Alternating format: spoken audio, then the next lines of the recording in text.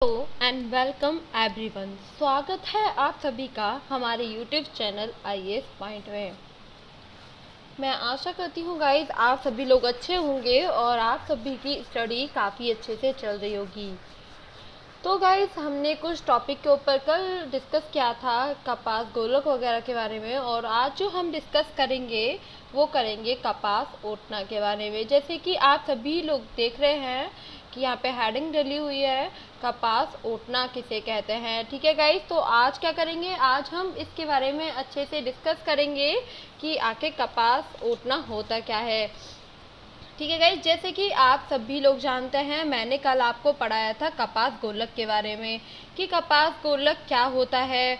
ठीक है, तो इसके बारे में हमने अच्छे से डिस्कस किया था और हम जानेंगे आज कपास ओटना के बारे में कि जो कपास गोलक होता है, जैसे कि कपास गोलक क्या होता है। कपास गोलक होता है जो पौधे होते हैं, पौधे के अंदर जो फल होता है, ठीक है, और फल के अंदर क्या होता है, फल के अंदर होते हैं बीज।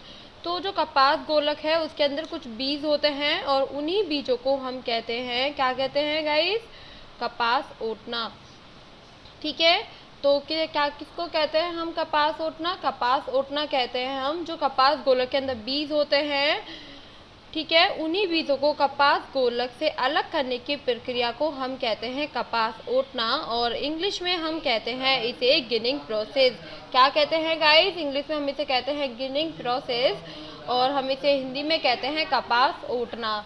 तो आप क्या करेंगे, आप इसे अच्छे से डिस्कस करेंगे और इसको अच्छे से करने के बाद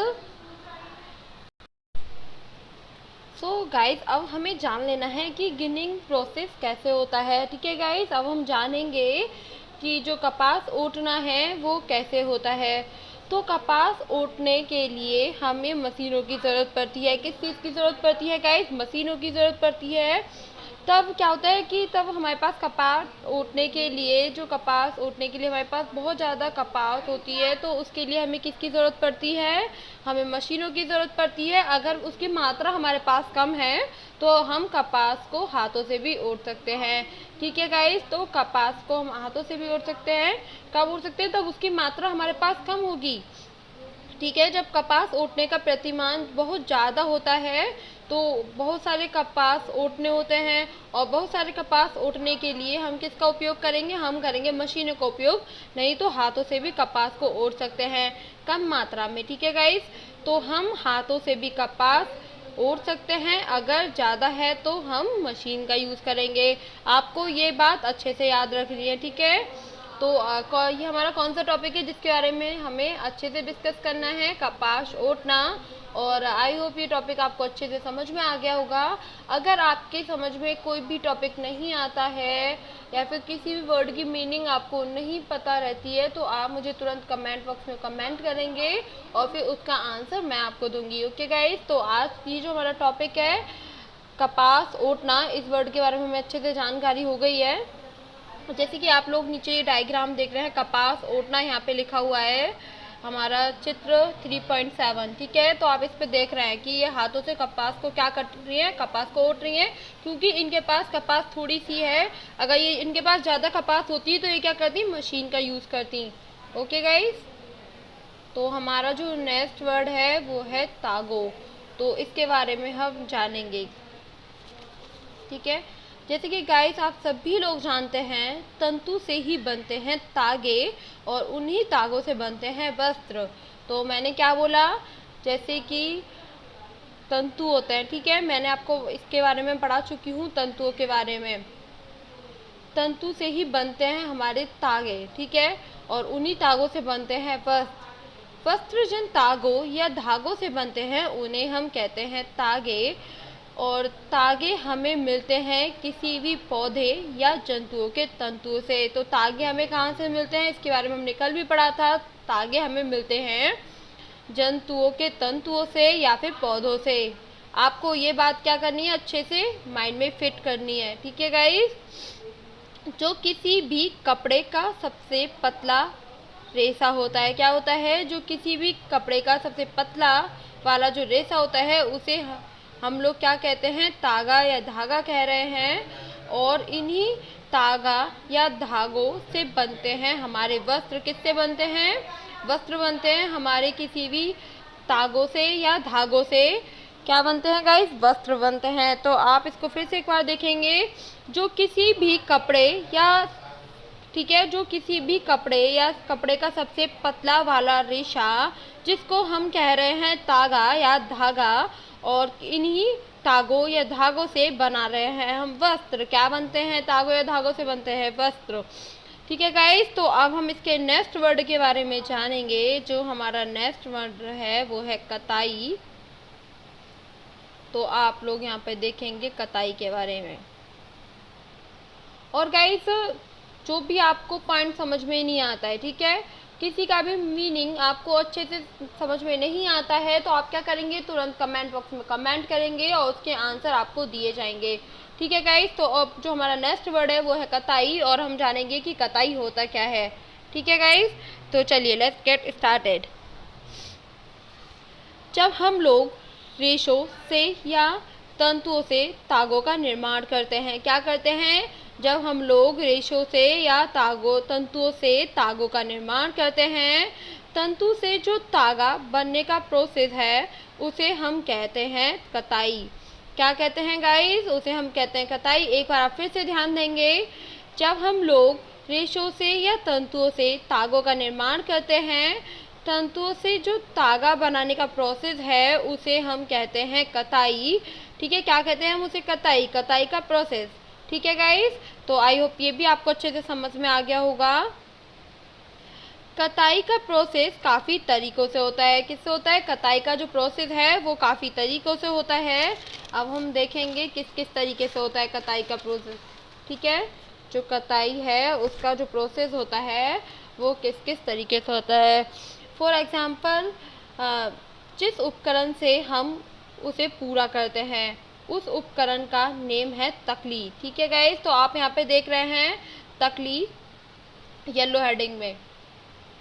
ठीक है, जिस उपकरण से उसे हम पूरा करते हैं उस उपकरण का नेम क्या है? तकली, जैसे आप सभी देख पा रहे हैं।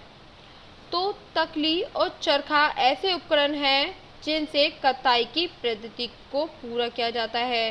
क्या होता है? कताई की जो पद्धति है उसको पूरा किया जाता है, या फिर हस्तचालित। हस्तचालित का मतलब होता है हाथों से चलने वाली। तो तकली और चरखा ऐसे उपकरण हैं जिसमें कताई करी जाती है। तो आप अच्छे से समझ गए होंगे। आप हम इसको फिर से रिपीट करते हैं। तो तकली और चरख कैसे उपकरण है गाइस? जिनसे कताई करी जाती है। ठीक है, तो तकली और चरखे ऐसे उपकरण हैं जिनसे कताई करी जाती है। कताई क्या है हम आपको ऊपर बता चुके हैं। ठीक है गाइस, तो कताई क्या होता है ये हम आपको ऊपर बता चुके हैं। और अब जो नेक्स्ट वर्ड है उसके बारे में हम जानेंगे, वो है बुनाई। जैसे कि आप सभी लोग देख रहे हैं यहाँ पे बुनाई। ठीक है, तो बुनाई के बारे में अब हम देखेंगे कि बुनाई है क्या और बुनाई क्या होता है। बुनाई वो पद्धति है जिसमें दो तरह के तागों या अलग अलग दो समूह या सेट होता है। ठीक है, क्या होता है? सेट होता है। सेट हम किसको बोलते हैं? कि दो सेम चीज़ें होती हैं तो हम क्या बोलते हैं? ये इसका सेट बन गया। ठीक है, तो बुनाई वो पद्धति है जिसमें दो तरह के तागों या अलग अलग दो समूह या सेट होता है या दल होता है। फिर उन्हें इस प्रकार से व्यवस्थित करते हैं या इस प्रकार से सजाते हैं जिससे वस्त्र का निर्माण हो सके। क्या हो सके गाइस? जिससे वस्त्र का निर्माण हो सके। ये प्रोसेस कहलाता है बुनाई। ठीक है, ये प्रोसेस क्या कहलाता है? ये प्रोसेस कहलाता है हमारा बुनाई। ठीक है गाइस, तो आई होप ये टॉपिक भी आपको अच्छे से समझ में आ गया होगा। और जो हमारा नेक्स्ट वर्ड है वो है, अब हम देखते हैं क्या है हमारा नेक्स्ट वर्ड। आप पहले इसे देखिए, ये यहाँ पे देखिए एग्जाम्पल दे रखे हैं। चित्र हमारा जो इसका नंबर है वो है 3.12 और कागज़ की पट्टियों से बुनाई। तो आप यहाँ पे देख रहे हैं, यहाँ पे लिखा हुआ है ए और बी। तो पहले हमने क्या करा, जो हमारे कागज़ होते हैं कलरफुल, ठीक है, कलरफुल कागज़ को पहले हमने फोल्ड किया और कलरफुल कागज़ को फोल्ड करने के बाद इसने पहले कटिंग की होगी। ठीक है, इसमें आप देख रहे हैं ए जो है वो हमारा रेड है और बी क्या है? बी है हमारा ग्रीन।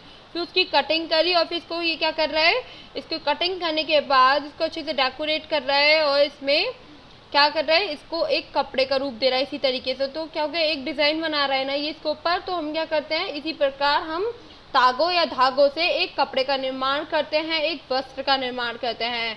ठीक है गाइज, आपको ये हमें एग्जाम्पल दे रखा है कि किस तरीके से हम कपड़ों का निर्माण करते हैं। और आप यहाँ पे देख रहे हैं, अभी हम आपको बताएंगे, पहले हम ये वाला वर्ड के बारे में जान लेते हैं, करंघो। ठीक है, तो ये आखिर होता क्या है इसके बारे में हम अच्छे से जानेंगे। करंघे के उपकरण हैं जिनसे हम बुनाई करते हैं। वस्त्रों की बुनाई की जाने वाले उपकरण को कहते हैं, हम क्या कहते हैं गाइस, करंघो कहते हैं।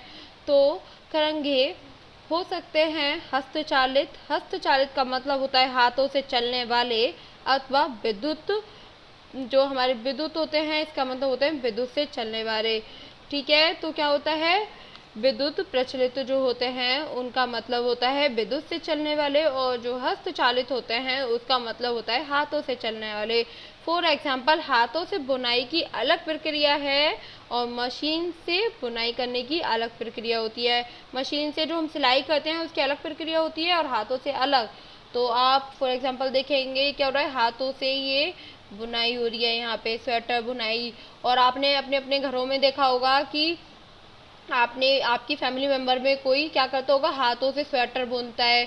तब मैं छोटी थी तो ठीक है, मेरे फैमिली मेम्बर में भी हाथों से बुनाई करी जाती थी, और मैंने भी क्या करा है, मैंने भी हाथों से बुने हुए काफ़ी सारे स्वेटर पहने हैं और अभी भी मैं पहनती हूँ। तो आप लोगों ने भी, काफ़ी लोगों ने हाथों से बने हुए स्वेटर पहने होंगे, और हाथों से हम भगवान जी की छोटी छोटी ड्रेसेस बनाते हैं। ठीक है, और मेरे को भी आती है हाथों से बुनाई करनी थोड़ा थोड़ा, लेकिन क्या ये बहुत अच्छा लगता है मेरे को बुनाई करना। और इससे क्या होता है, हम हाथों से काफ़ी अच्छी अच्छी ड्रेसेस बना सकते हैं। ठीक है गाइस, तो हाथों से हम क्या कर सकते हैं, बुनाई कर सकते हैं। और जो हाथों से बुने हुए कपड़े होते हैं ना, उसमें वो काफ़ी गर्म रहते हैं। हाथों से जो कपड़े बुने जाते हैं वो काफ़ी हद तक गर्म होते हैं और हमें सर्दियों से बचाने में हमारी बहुत हेल्प करते हैं वो। ठीक है, और जो हमारा नेक्स्ट है, ठीक है,